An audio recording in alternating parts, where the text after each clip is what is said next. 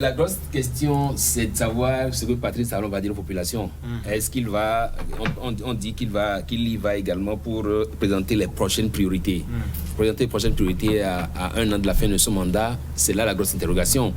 Est-ce pour autant dire que désormais, le programme d'action du gouvernement ou le programme désormais vous avez parlé d'un programme à l'AFIA, vision... Non, c'était à l'AFIA 2025. Désormais, cette vision stratégique et tout. Est-ce que désormais, cette vision-là est calquée dans le marbre, de sorte que quiconque vient est obligé de suivre cette vision-là? Donc, c'est un coup d'élaboration. Si c'est le cas, alors je dis bravo. Mais s'il doit faire ça, présenter les prochaines visions pour que ce soit quelqu'un qui prenne le pouvoir, ça doit être votre enfant. Hein. S'il prend le pouvoir, s'il s'assoit dans le fauteuil présidentiel, il va avoir ses priorités, sa manière de faire, et donc vous ne comptez pas sur lui à 100%. Donc, Patrice Talon, forcément, il va sur le terrain avec ses ministres conseillers, il n'y a rien à faire, avec ses ministres aussi, avec tout ce qu'il y a comme, élu machine gouvernementale, et même comme élu député et consort, pour présenter un peu son bilan. Et ce sera l'occasion, forcément, certainement, de dire à ces populations également, je parle avec des députés, parce qu'il avait dit, il leur avait dit clairement, je partirai avec certains d'entre vous, parce que vous avez déjà beaucoup donné pour ce pays. Donc, c'est certainement l'occasion pour Patrice Talon aussi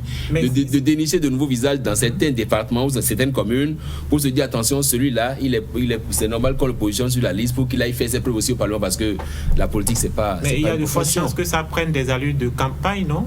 Et si ça ne soit pas dommage? Allure de campagne, ça dépend. Si l'opposition reste là attentiste et attentive à observer, oui.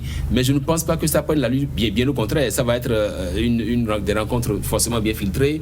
On va savoir qui prend la parole, comme on sait le faire habituellement chez nous. Qui prend la parole, qu'est-ce qu'on met, qu'est-ce qu'on rend public et tout. Donc, oui, on attend de voir ce que ça va donner. Les premiers jours vont nous donner le ton de cette tournée présidentielle.